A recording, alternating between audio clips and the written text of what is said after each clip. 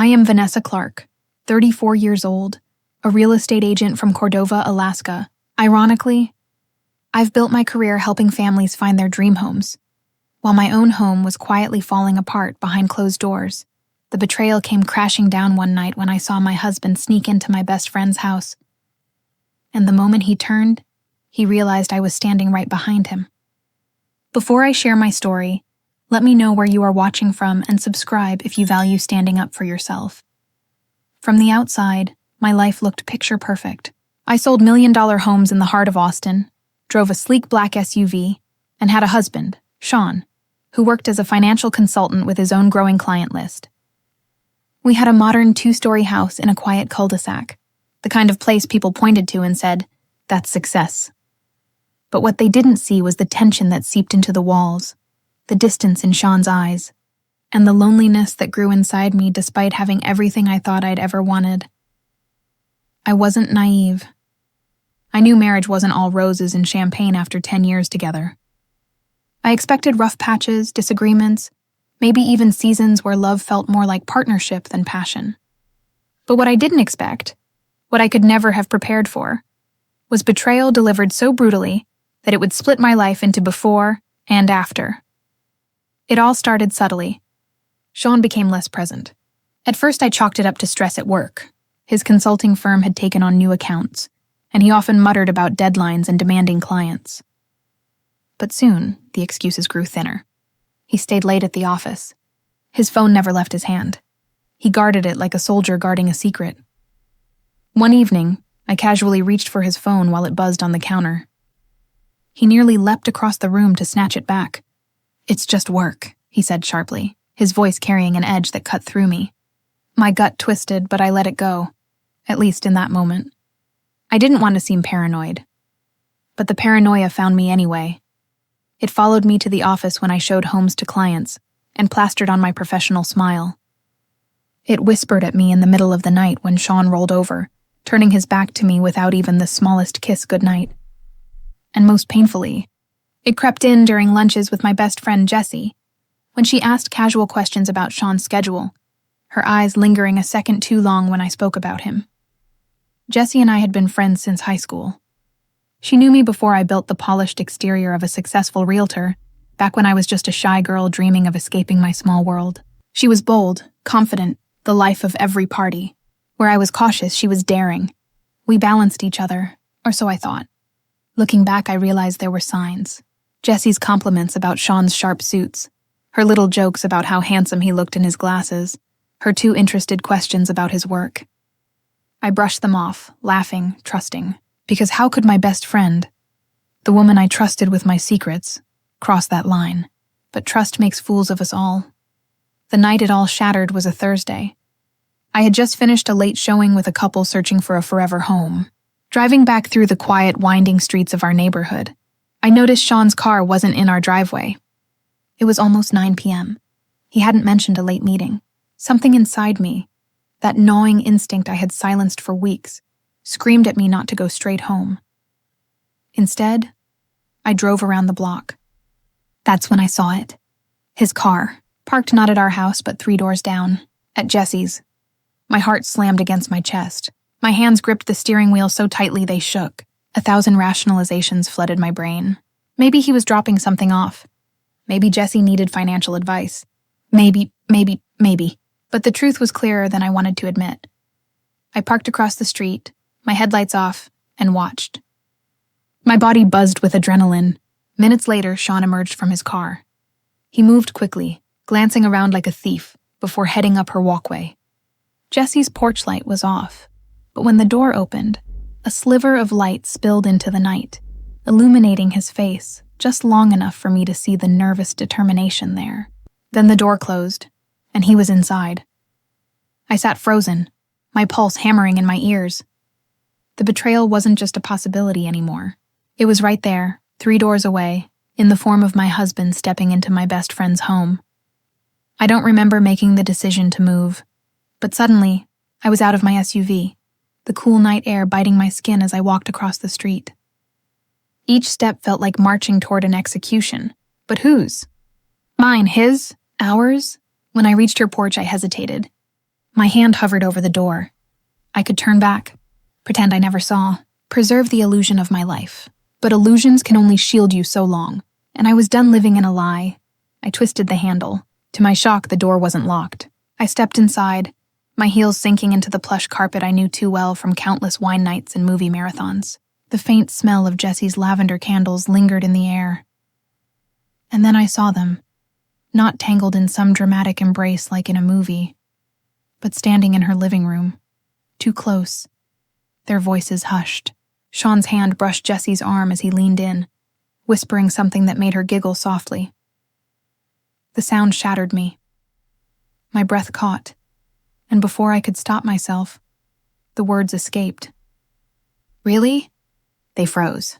Jesse's eyes widened in horror. Sean turned slowly, his face draining of color the moment his gaze locked on me.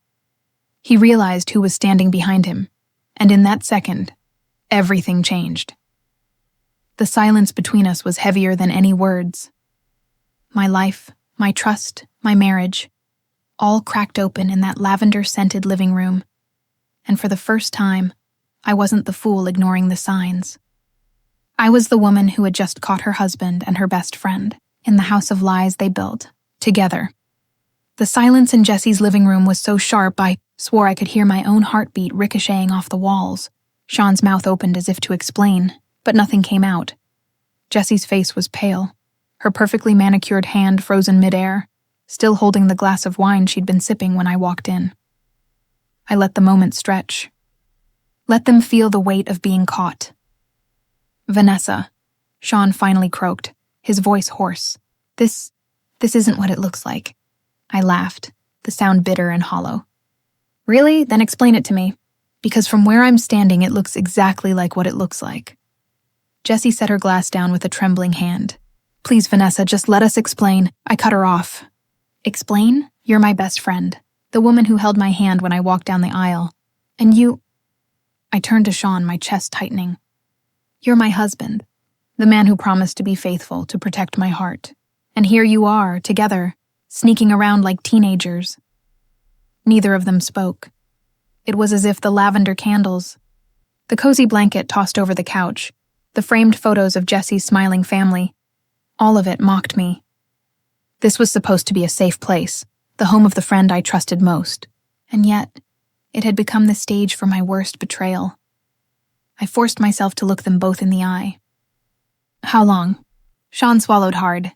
"A few months." The words hit harder than I expected. My knees almost buckled. "Months?" My voice cracked. "I've been living under the same roof with you, cooking dinners, making plans, and all that time you've been—" I broke off, unable to finish. Jesse's voice was small. It just happened." I spun toward her. "Don't you dare insult me with that cliché. Things don't just happen. You made a choice. Both of you did." Sean reached for me, but I stepped back so quickly it startled him. "Don't touch me," I snapped. For the first time, I saw fear in his eyes. Not fear of losing me, perhaps, but fear of being exposed. I turned toward the door, needing air, space, anything but their faces. But before I left, I delivered the words that had been boiling in my chest since the moment I saw his car outside. "You've both destroyed something you can't ever rebuild. I hope whatever you found here was worth the price you'll pay." Then I walked out. The cool night air slapped me in the face as I stepped onto the porch. My legs carried me on autopilot back to my SUV. Once inside, I locked the doors, gripping the steering wheel as tears blurred my vision. My whole body shook with rage and heartbreak. I could still see Sean's face in my mind, the shock when he realized I was standing behind him. I could still hear Jesse's nervous giggle, the one that used to make me laugh but now felt like a knife twisting in my chest. I sat there for nearly half an hour, watching the glow of Jesse's windows, half expecting Sean to come running after me. He didn't. Neither of them did. And that silence spoke louder than any words. When I finally drove home, the house felt like a museum of lies. Sean's shoes sat by the door. His jacket hung on the coat rack. The smell of the cologne he'd sprayed that morning lingered in the hallway. I walked past it all, numb, until I collapsed onto the bed. I thought I would cry until there were no tears left. but the tears never came. Instead, I stared at the ceiling, my chest rising and falling with shallow breaths, my mind looping through every moment of our marriage, the anniversaries, the vacations, the nights I waited up for him thinking he was working late. How many of those nights had really been with her? The next morning, Sean came home. I heard the garage door and the jingle of his keys as he entered. My stomach clenched. I stayed seated at the kitchen table, a mug of cold coffee in my hands, waiting. He stepped into the room, his face drawn, his eyes bloodshot. "Vanessa," he started. I held up a hand. Just don't," he sighed, running a hand through his hair. "I know I screwed up. I know this is bad." "Bad?" I snapped. "Bad is forgetting our anniversary. Bad is lying about how much you spent on a golf trip. What you did isn't bad, Sean. It's betrayal." He dropped his gaze to the floor. "I didn't mean for it to go this far." I stood, my chair scraping against the tile. "But it did, and you chose it, over and over again." He finally looked up, desperation flickering in his eyes. "We can fix this." I laughed bitterly. "Fix? You can't unsleep with my best friend. You can't unbreak the trust you shattered." He flinched at my words, and for a moment, I thought he might fight harder, beg me to stay. But instead, he went quiet. That quiet told me everything I needed to know. The days that followed blurred together. I called in sick to work, too drained to plaster on my realtor smile for clients. Jesse texted me, long messages begging for forgiveness, swearing it was a mistake. I deleted them without reading past the first line. At night, I lay awake, replaying every memory with Sean and Jesse, trying to find the moment it all began. The birthday parties, the game nights, the weekends we all spent together. It had been right in front of me, and I hadn't seen it. But the more I thought about it, the more I realized something important. Their betrayal wasn't my failure. It was theirs. One evening, my phone buzzed with a call from my mother. She lived 2 hours away in San Antonio and rarely called unless something was important. I answered, my voice flat. "Sweetheart," she said gently, "Jesse's mom told me what happened." I closed my eyes, bracing for pity. Instead, my mother's voice turned firm. "Vanessa, you are stronger than this. Don't let their choices define you. You've worked too hard, built too much. They can't take that from you." Her words broke through the fog I'd been living in. For the first time since that night, I felt the faintest spark of resolve. Maybe she was right. Maybe I couldn't control what they had done, but I could control what came next, and what came next was mine to decide. The morning after my mother's call, I stood in front of the bathroom mirror, staring at a reflection I barely recognized. My hair was unbrushed, my eyes ringed with dark circles, and the sparkle that had once lived in them was gone. But beneath the exhaustion, something steadier flickered. Determination. I picked up my phone, scrolled past Jesse's endless unread texts, and opened my email. Then I typed a short, decisive message to my boss. "I'll be back in the office tomorrow. Thank you for your patience." Hitting send felt like reclaiming a piece of myself. When I arrived at the brokerage the next day, my coworkers gave me sympathetic looks. Word traveled fast in our circle, and apparently Jesse's loose lips hadn't failed her even in this. I ignored the whispers and focused on what I could control. My work, showing homes, negotiating contracts, handing over keys. These weren't just tasks. They were reminders of what I had built on my own, without Sean, without Jesse. Still, in the quiet moments, the ache returned. The image of Sean's hand brushing Jesse's arm replayed in my mind like a cruel movie scene I couldn't pause. That night, as I sorted through bills at the kitchen table, Sean walked in. He hadn't moved out yet, though I made it clear our marriage was over. He hovered in the doorway like a stranger. "Vanessa, we need to talk," he said. I didn't look up. "About what? Your double life?" He exhaled sharply. "I made a mistake." I slammed the pen down. "Stop calling it that. Forgetting to pick up milk is a mistake. Choosing to betray me for months is not." His jaw tightened. "Do you want me to leave?" I finally met his eyes. "Yes, tonight." For a moment, he looked like he might argue.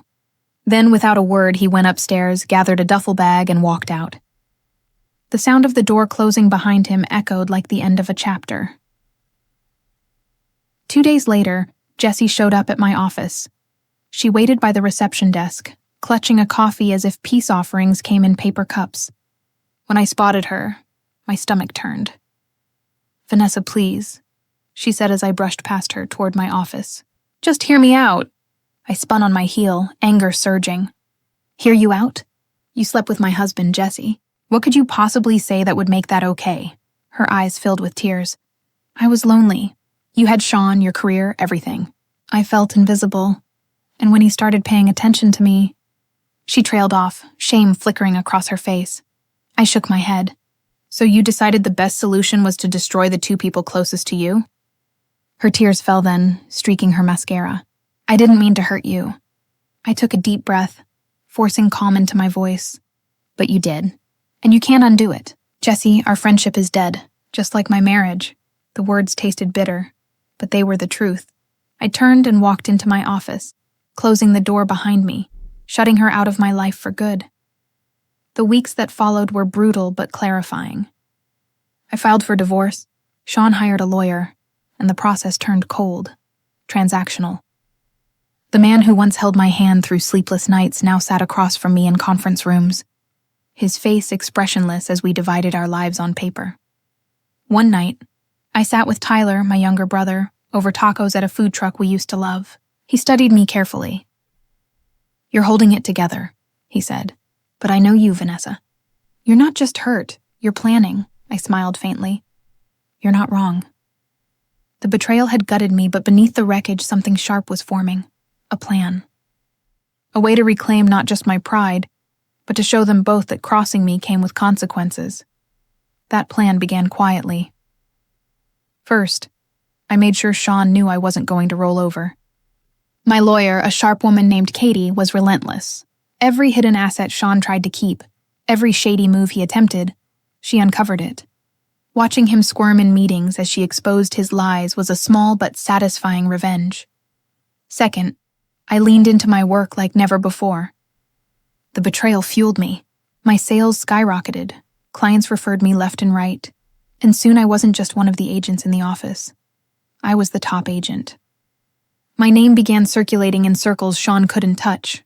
And Jessie, word of our falling out spread faster than wildfire. Clients who knew us both stopped calling her. Invitations dried up. At networking events, I noticed people avoided her, whispers trailing behind her like smoke.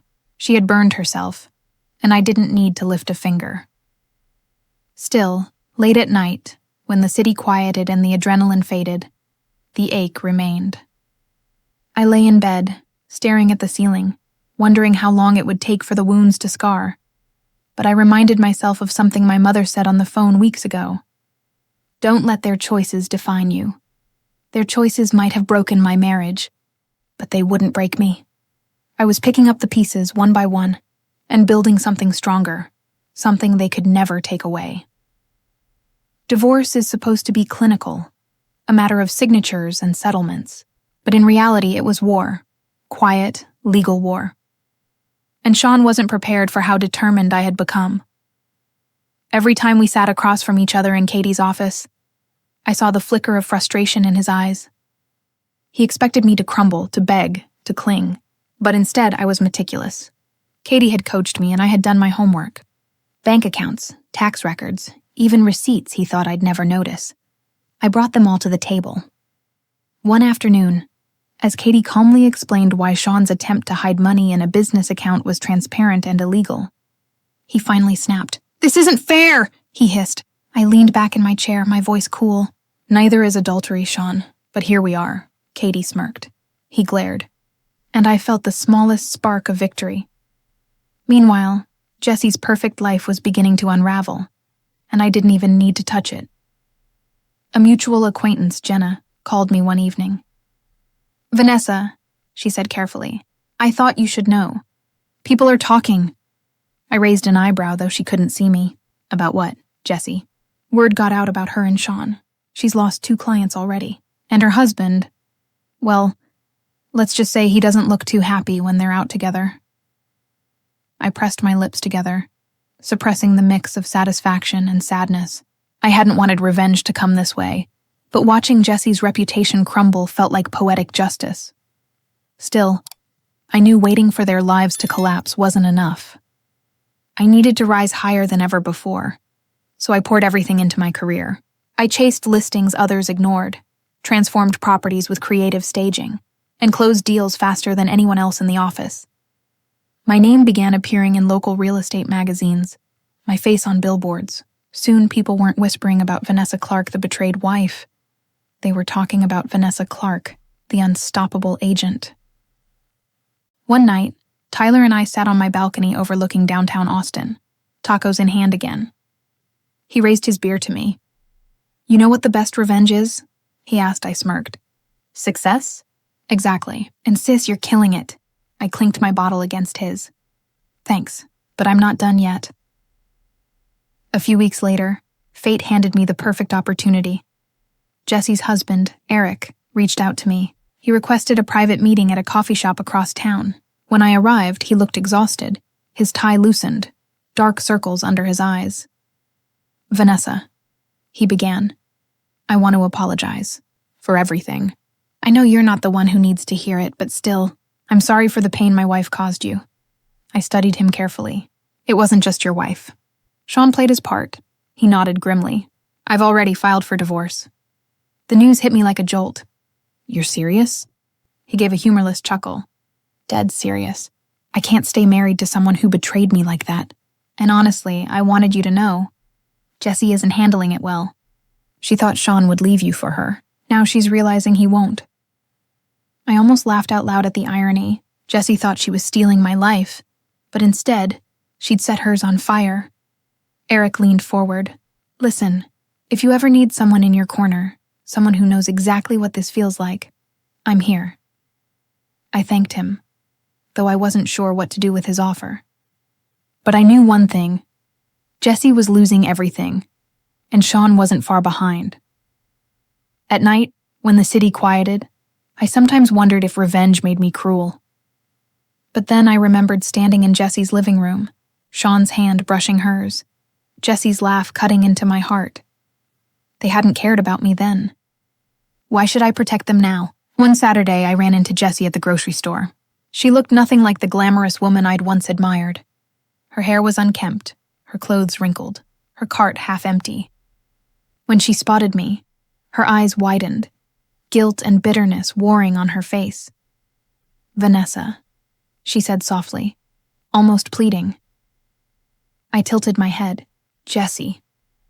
"I never meant for it to end like this." I let out a cold laugh.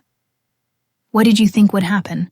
That Sean would leave me, marry you, and we'd all still be friends?" Her lips trembled. "I loved him." I stepped closer, lowering my voice so only she could hear. "No, Jessie. You loved destroying what wasn't yours, and now you're left with nothing." Her eyes filled with tears. I walked past her without another word, leaving her standing in the aisle like a ghost. The more their world crumbled, the clearer mine became. Sean tried to reach out occasionally, emails, texts, even showing up at the office once. I ignored them all. I was done letting him have access to me. Every time I looked at my growing client list, my bank account, my reflection in the mirror with confidence returning to my eyes, I remembered I was free. Jessie, too, faded into the background. Friends distanced themselves. Clients disappeared. Even her own family, I heard, stopped defending her. The universe was handling them for me. But I wasn't naive enough to think it was over. People like Sean and Jessie don't vanish quietly. They scheme. They crawl back. They try to regain what they've lost, and I was ready for them. More ready than ever. One morning, I came into the office to find a bouquet of white lilies sitting on my desk. No note, just my name scribbled on the delivery slip. For a moment, I thought it was from a client. Then my phone buzzed. "Do you like them?" "Sean." My stomach churned. I shoved the flowers into the trash and blocked his number. But by the end of the week, he found another way to reach me. Emails this time. Long, rambling paragraphs filled with excuses. "I lost my way. You're the best thing that ever happened to me. We can rebuild this." I deleted everyone, but his persistence grew more frantic. He showed up at open houses, lurking at the edges as if waiting for me to look at him. When I ignored him, he approached my clients, pretending to browse. I had to pull him aside more than once, hissing, "Leave, now." Each time he left with a wounded look, but I knew better than to believe his act. Desperation wasn't love. It was control slipping through his fingers. Jessie, meanwhile, was unraveling faster than I expected. Jenna called me again one afternoon, her voice laced with gossip. "You won't believe this, Vanessa. Jessie's been dropped from her firm. Apparently, too many clients complained about her ethics." I blinked. "She got fired?" "Not officially. They're calling it a mutual separation, but everyone knows what that means." For a moment, I almost pitied her. Almost. But then I remembered the smirk on her face the night I caught her with Sean. And the pity evaporated. Jessie texted me that evening, "You've ruined my life. Are you happy?" I stared at the message for a long time, then put my phone down without replying. She was wrong. I hadn't ruined her life. She had. But Sean wasn't done. One Friday night, I came home to find him sitting on my front porch. His hair was messy, his shirt wrinkled, and an empty bottle of whiskey lay beside him. "Vanessa," he slurred, standing as I approached. "Please, just hear me out." I crossed my arms, my keys still in my hand. "You need to leave." He stepped closer, eyes glassy. "I miss you. I miss us. I'll do anything to fix this." "You should have thought about that before you crawled into Jessie's bed." His face twisted. "She doesn't matter. She never mattered. It was a mistake." I shook my head. "No, Sean. A mistake is forgetting to lock the door. You made choices, repeatedly, and now you're living with them."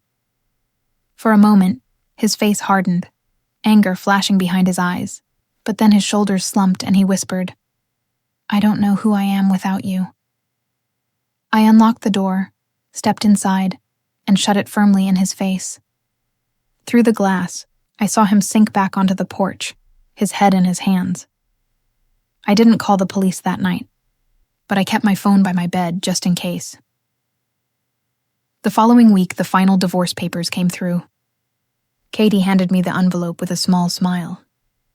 "It's official. You're free." The weight I felt lifting from my chest was indescribable. For the first time in months, maybe years, I felt like I could breathe without something crushing me. I celebrated quietly, a glass of wine on the balcony, watching the Austin skyline glitter under the night sky. But I knew Sean's desperation wasn't gone. If anything, the finality of the divorce might push him further. And I was right. 2 nights later, Tyler called me in a rush. "Vanessa, are you okay?" "Yeah, why?" "I just saw Sean. He came to the bar where I was with friends. He was drunk, ranting about how you ruined his life, how he deserves another chance." I closed my eyes, rubbing my temple. "He's spiraling." Tyler's voice hardened. "Do you want me to step in?" I sighed. "Not yet. Let him burn himself out. If he crosses a line, then I'll act." But even as I said it, I knew Sean was the kind of man who didn't stop until he had no choice. Jessie wasn't doing much better. Word reached me that Eric had finalized their divorce, moving out of their house and taking their kids with him. Jessie was left alone, her social circle evaporating. One evening, I spotted her at the grocery store again. She looked thinner, almost gaunt, her eyes hollow. She avoided my gaze this time, turning quickly down another aisle. Part of me wanted to chase her down, to scream. Was it worth it? But I didn't. She wasn't my responsibility anymore. They had chosen this path. And now they were both stumbling down it, bruised and broken. One night, as I sat reviewing listings, my phone buzzed with an unknown number.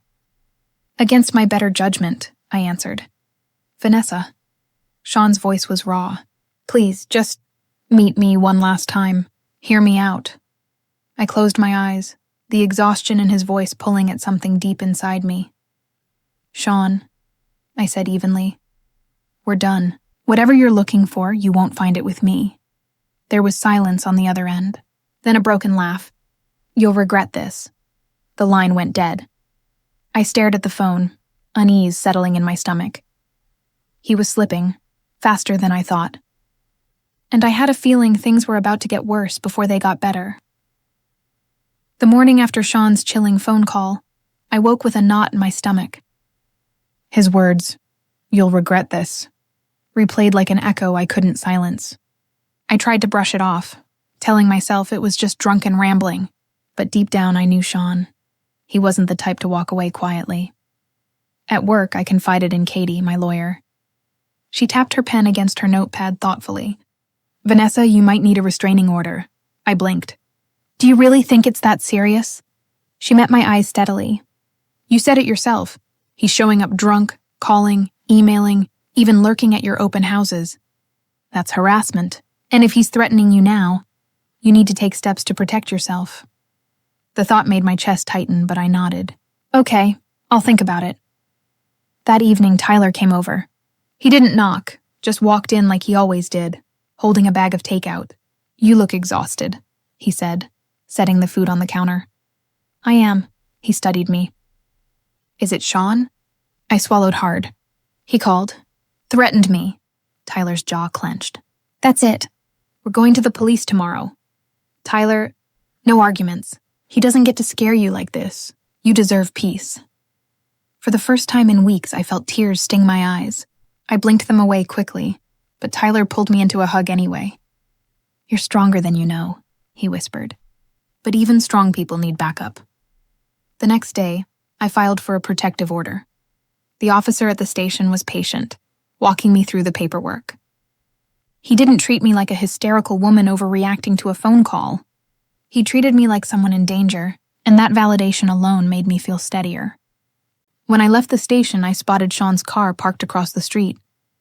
My heart skipped, but before I could panic, he pulled away, tires squealing as if to make a point.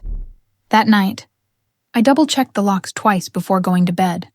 Meanwhile, Jesse's downfall was complete.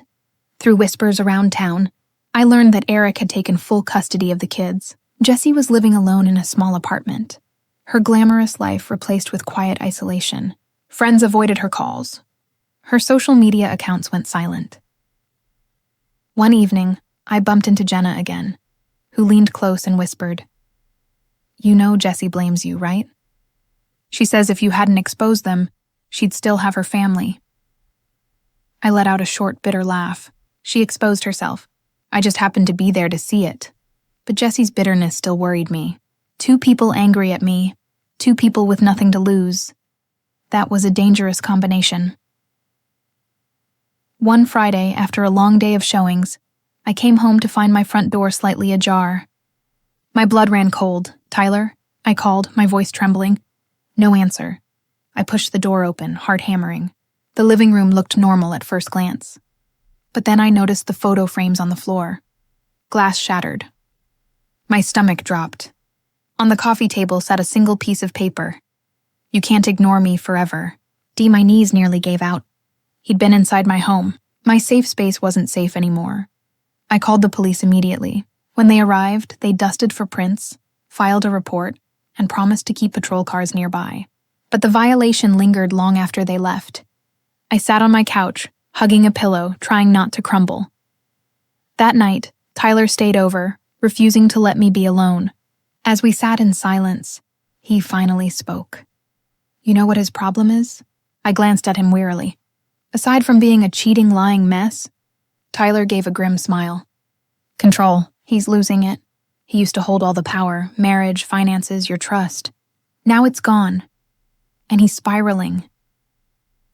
I thought about that. About how Sean had always thrived on control, how he charmed people, manipulated situations, always needing to be the one in charge. Losing me, losing Jessie, losing his image. It was unraveling him completely. But instead of fear, something else began to form in my chest. Resolve. If Sean thought he could scare me into submission, he had miscalculated. The turning point came a week later. I was hosting a showing for a high-profile client when Sean appeared again. He walked right into the house, ignoring the startled looks from the buyers. "Vanessa," he called out, his voice echoing through the foyer. I froze, then quickly ushered the clients into the backyard, apologizing profusely. When I turned back, Sean was standing in the middle of the living room, swaying slightly, his eyes bloodshot. "We need to talk," he said. I kept my voice firm. "This isn't the time or the place. You need to leave." He laughed bitterly. "You think you're better than me now? Parading around town, acting like some big-shot agent?" I felt the anger surge, but I stayed calm. "I don't think I'm better, Sean. I just know I'm free. And you can't stand it." Something in my tone must have pierced through, because for the first time, he looked small, defeated. He muttered something under his breath and stumbled out the door. The clients never came back, but strangely I didn't care. Because in that moment I realized I had stopped being afraid of him. That night, I sat on my balcony again, the city lights twinkling below. Jesse was broken. Sean was unraveling, and me, I was still standing, stronger than before. But I also knew this wasn't the end. Not yet. Sean was too unpredictable, too desperate. The storm wasn't over. But I was ready to face it, head on. The night Sean barged into my showing replayed in my head for days. His bloodshot eyes, his slurred words, the bitterness dripping from his tone. It was the clearest sign yet that he was spiraling toward something dangerous. And Jessie? She was a storm brewing on her own. I didn't have to wait long before their storms collided. It happened on a Thursday evening. I was at the office late, finalizing paperwork, when Jenna called me again. Her voice was practically buzzing with urgency. "Vanessa, are you sitting down?" I frowned. "What now?" "Jessie and Sean, they had a fight. A huge one. In public." I sat back, stunned. "Where?" "At the Iron Oak. Half the neighborhood saw it. He was shouting, she was screaming. He accused her of ruining his life, and she told him he was pathetic. Vanessa, people recorded it. It's already online." I closed my eyes, exhaling slowly. It was exactly what I had predicted. Their partnership wasn't built on love. It was built on lies, secrecy, and stolen moments. Without me as the common enemy holding them together, all that remained was poison. Curiosity got the better of me. Later that night, I searched for the video. There it was, grainy footage, but clear enough. Sean stood outside the bar, his hair a mess, his voice hoarse as he pointed at Jessie. "You're nothing without me. Nothing." Jessie fired back, her voice shrill. "You used me! You told me you'd leave her for me. And look at you now, divorced, broke, and drunk every night." The crowd around them watched, phones in hand, some laughing, some whispering. Jessie shoved him at one point and he stumbled back, nearly falling. The video cut off with police lights flashing in the background. It was surreal. The two people who once looked me in the eye as if I was the fool were now destroying each other for the world to see, and I was safe, steady, and stronger than ever. But safety was relative. The very next day, I received another email from Sean. This one was darker than the others. "If I can't have the life I built with you, then no one can. You ruined me, Vanessa. I'll make sure you understand what that feels like." I forwarded it straight to Katie and then to the police. This wasn't desperation anymore. It was a threat. Katie called me immediately after. "We're going to escalate the restraining order. And Vanessa, don't be alone for a while, okay?"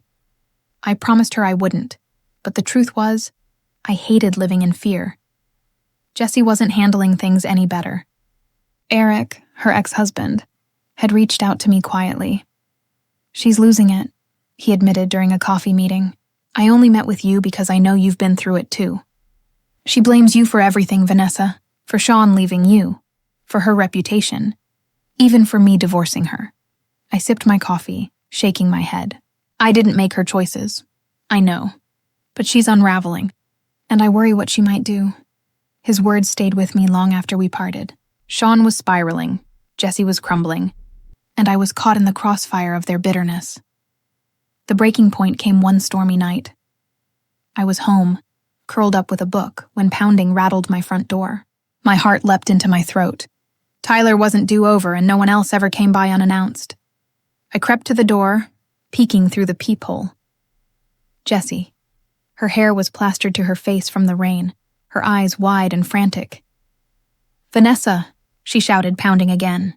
"Open the door, please." Every instinct screamed at me to ignore her. But something in her voice, desperation, fear, made me pause. Against my better judgment, I cracked the door open. "What do you want?" I asked sharply. Her chest heaved as she spoke. "It's Sean. He's out of control. He's drinking, threatening me, threatening you. I didn't know where else to go." I stared at her, torn between fury and pity. The woman who betrayed me was now standing on my porch, begging for help. "Why should I believe anything you say?" I snapped. Tears streamed down her face. "Because I'm scared too." I let her inside, though every bone in my body screamed against it. She sat on my couch, dripping rainwater, trembling like a child. "He blames us both," she said softly. "He says we ruined him. He said if he can't have you, he doesn't want anyone else to." I folded my arms, my voice steady. "You made your choices, Jessie. You invited him into your home. You played your part." She buried her face in her hands. "I know, and now I'm paying for it." For the first time, I saw her not as my enemy, but as someone caught in the same toxic web.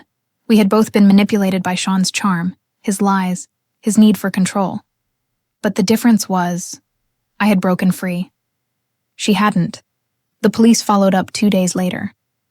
They'd detained Sean after neighbors reported him wandering drunk, shouting outside Jesse's apartment. He'd been carrying a baseball bat. When I got the call, relief washed over me, but it was laced with unease. He wasn't gone forever, just held, just paused. Jessie called me again, her voice raw. "Thank you for letting me in that night. I don't expect forgiveness, but I needed someone, and you were there." I didn't forgive her. Not yet, maybe not ever. But I realized something important. Sean had tried to turn us against each other completely. And for a while he succeeded. But now, we both saw him clearly for what he was. A man who thrived on destruction until it consumed him too. As I lay in bed that night, I thought about how far I'd come. From the naive woman who trusted blindly to the one who stood tall in the face of betrayal. Sean's world was collapsing, Jessie's too, but mine was finally being rebuilt on my terms, and the best part? They both had to watch it happen. The night Sean was detained should have been a turning point, a chance to breathe again. But instead, it left a heavy silence over everything. Jessie retreated to her crumbling apartment, hiding from the whispers of neighbors and the judgment of old friends. Sean sat in a holding cell, waiting for the court system to decide his fate. And me? I was left to face the aftermath of their chaos. The next morning, my phone lit up with messages. Not from Sean this time, but from clients, friends, even casual acquaintances. Word of his arrest had spread quickly. The video of his drunken fight with Jessie had already made its rounds. But the arrest was the final confirmation that Sean Clark was no longer the golden man people once admired. Jenna texted me first. "Saw the news. You're free of him now. Proud of you." Another client wrote, "Don't worry, Vanessa. Everyone sees who he really is now. You handled this with grace. I should have felt relief, and part of me did. But another part of me was exhausted. Being graceful was never my goal. I just wanted my life back." At work, Katie stopped me in the hallway. "I heard about Sean. How are you holding up?" I exhaled slowly. Honestly, relieved, but it's like, every time I think it's over, something else surfaces. "I don't know when it'll really end." She squeezed my arm. "That's the nature of fallout. It doesn't stop cleanly. But remember, you're the one still standing. That matters," her words sank in. For months, I had been reacting, scrambling to pick up the pieces of my life while Sean and Jessie tore through it like a hurricane. But now, with both of them unraveling publicly, I realized I wasn't reacting anymore. I was rebuilding. Jessie, however, was sinking deeper. I ran into her at a coffee shop the following week. She looked older, more fragile, her once perfect hair unkempt, her hands trembling as she stirred her drink. She didn't notice me at first, but when our eyes met, her face flushed. "Vanessa," she said quietly, almost timidly. "Jessie." She swallowed hard. "I know I don't deserve your time, but I need to say something." I crossed my arms, wary. "Go ahead," tears welled in her eyes. "I thought I was winning when I had him. I thought I was proving something, that I was better, smarter, more desirable. But he's destroying me, Vanessa. He's not the man I thought he was." A bitter laugh escaped me. "Welcome to the truth. Took you long enough." She nodded. shame flickering across her face. "I don't expect forgiveness, but I hope, someday, you'll believe me when I say I regret it." I left without replying. I didn't owe her closure, but later I thought about her words. For the first time, Jessie wasn't defiant, wasn't smirking. She was broken. And maybe that was the closest thing to justice I'd ever get from her. Sean's situation escalated quickly. With the restraining order in place, the court mandated counseling and community service. He lost his job, his reputation, and most of his so-called friends. Tyler told me he'd seen him at a dive bar, alone, drinking cheap whiskey like it was water. "He's done," Tyler said bluntly, a shadow of what he used to be. I nodded, but stayed quiet. Because part of me still remembered the man Sean pretended to be, the man I once loved. And seeing him reduced to this husk was strangely hollow. But then I remembered the nights I cried myself to sleep, the humiliation of finding him in Jessie's house, the fear of his threats. And the hollow feeling turned into something steadier. Justice. The fallout wasn't just theirs. It was mine too. Even as the storm passed, I had to reckon with what remained. The house felt emptier, though peaceful. My career, once nearly derailed by the scandal, began to flourish again. Clients admired my resilience, and word-of-mouth referrals picked up. Slowly, I was no longer defined by what Sean had done to me, but by how I had risen afterward. Still, at night, when the city quieted and my mind slowed, the weight of everything pressed on me. I had been betrayed by the two people I trusted most. That wound didn't vanish just because their lives had collapsed. Healing wasn't instant. But it had begun. One evening, Tyler joined me on the balcony. We sat with glasses of wine, watching the Austin skyline glow. "You ever think about what comes next?" he asked. I smiled faintly. "Every day. And?" I exhaled, letting the cool night air fill my lungs. "Next is about me. Not about Sean, not about Jessie. Just me," he raised his glass. "To you, then. To freedom." We clinked glasses, the sound crisp and hopeful. Jessie called one last time a few weeks later. I didn't answer, but she left a voicemail. Her voice was soft, broken. "I lost everything, Vanessa. My job, my family, my friends. Sean destroyed me, but I let him. I just wanted you to know. I see it now. And I'm sorry. I deleted the message. Not out of cruelty, but out of closure. Jessie's regret wasn't my responsibility. Her downfall was hers to carry." Sean, too, faded into the background. Rumors said he left Austin, moving to another city to escape the shame. Maybe he'd start over. Maybe he'd sink further. Either way, it wasn't my burden anymore. The fallout had scattered everything, left the ground scorched. But from the ashes, I was building something stronger. And for the first time in a long time, I wasn't afraid of what lay ahead. The silence after Sean and Jessie faded from my life felt strange at first. Like walking through a house that used to be filled with noise, but now only echoed with your own footsteps. For months, they had consumed my every thought. Now they were shadows. But shadows can still linger if you don't face them directly. It began with the hearing to finalize the restraining order. I sat in the courtroom, hands clasped tightly in my lap, while Sean shuffled in wearing wrinkled clothes, his once pristine appearance replaced by hollow eyes and sunken cheeks. He barely looked at me, but when he did, it was as if he didn't recognize me anymore. Katie whispered, "Stay steady. He can't touch you now." And she was right. For the first time, I felt the power shift entirely. The judge's gavel struck, extending the protective order indefinitely. Sean's protest was weak, his voice cracking as he mumbled something about being misunderstood. No one in the room believed him anymore. Walking out of that courtroom, I realized the reckoning wasn't about punishing him. It was about reclaiming myself. Jessie's reckoning was different. She reached out one last time, not with apologies this time, but with desperation. She cornered me in the grocery store, of all places. Her hair was dull, her eyes ringed with exhaustion. She looked at me as if I held the key to her redemption. "Vanessa, please," she begged, clutching my arm. "I can't do this alone. I don't know how to move forward." I gently pulled free. "Jessie, I warned you when this started. Actions have consequences. You chose him, you chose betrayal, and now you're living with that choice. I can't carry it for you." Tears filled her eyes. "So that's it? You won't forgive me?" I met her gaze evenly. "Forgiveness isn't something you demand. It's something you earn, and you haven't even begun to earn it." I walked away, leaving her in the aisle surrounded by boxes of cereal and the weight of her own mistakes. That was her reckoning, and mine too, in a way, because I no longer felt the need to be her savior. Tyler became my constant anchor during this time. One night, as we shared dinner on the balcony, he looked at me seriously. "You've changed, Vanessa," he said. I raised an eyebrow. "For better or worse?" "For stronger," he replied simply. "When this all started, you were terrified, angry, yes, but scared. Now, I look at you and I see someone who refuses to be defined by betrayal." His words struck me, because he was right. Sean and Jesse thought they had written my story when they betrayed me, but here I was, holding the pen again. The reckoning also came in the form of perspective. I began volunteering at a local women's shelter, sharing pieces of my story when it felt appropriate.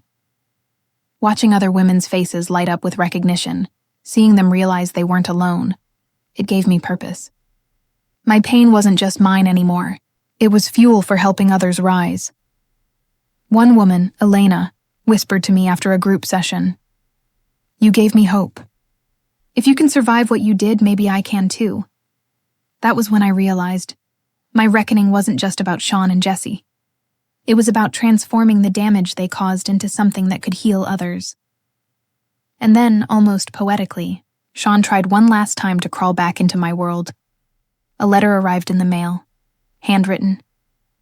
His scrawled words filled 2 pages, alternating between apology and bitterness.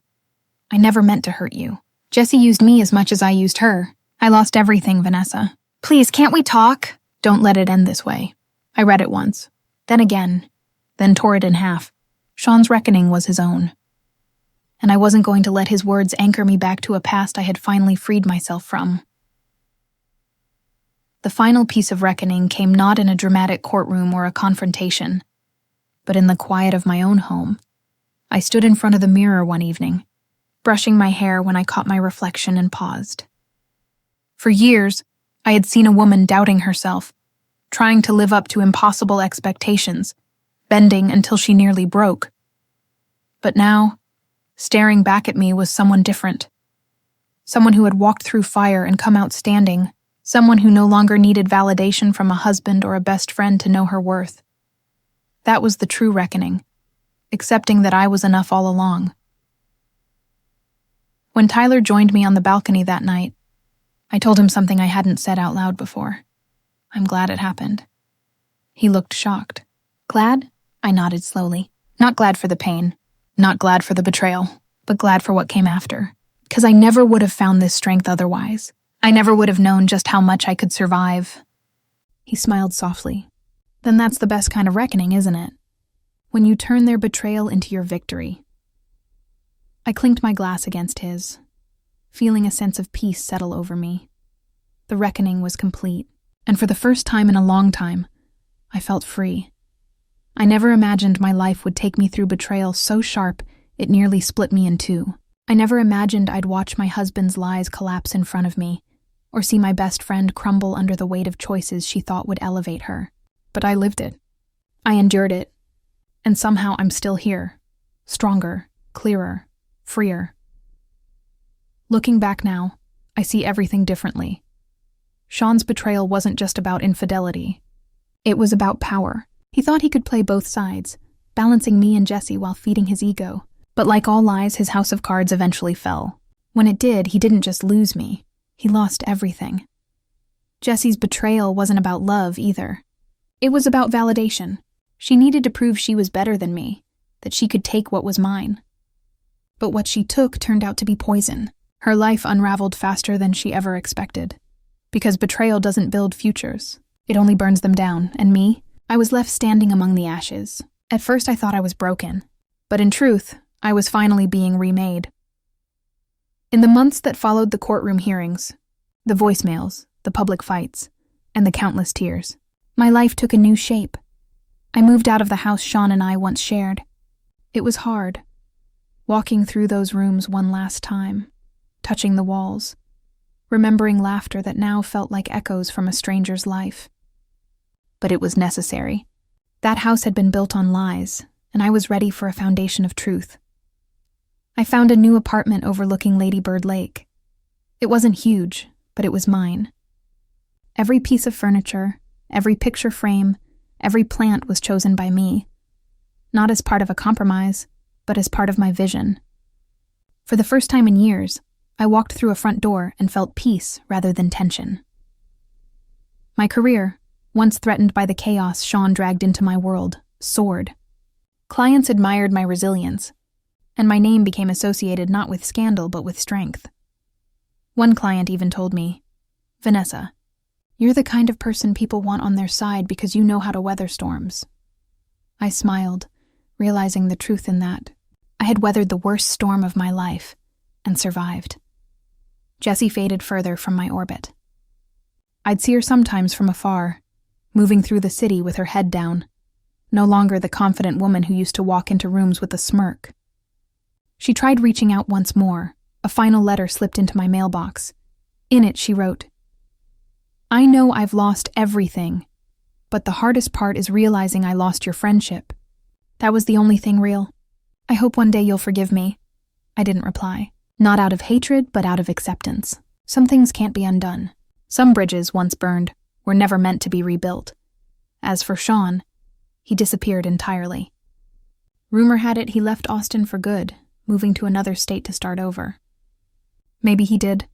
Maybe he didn't. But wherever he is, I know this much. He'll never again have power over me. That knowledge is freedom. Tyler remained at my side through it all. Patient, steady, never trying to rush my healing. One night, as we sat watching the sun dip below the horizon, he asked me quietly, "Do you ever regret it? Not what they did, but how you handled it." I thought about that for a long time. Then I shook my head. No, because every step I took brought me here, and here is exactly where I need to be.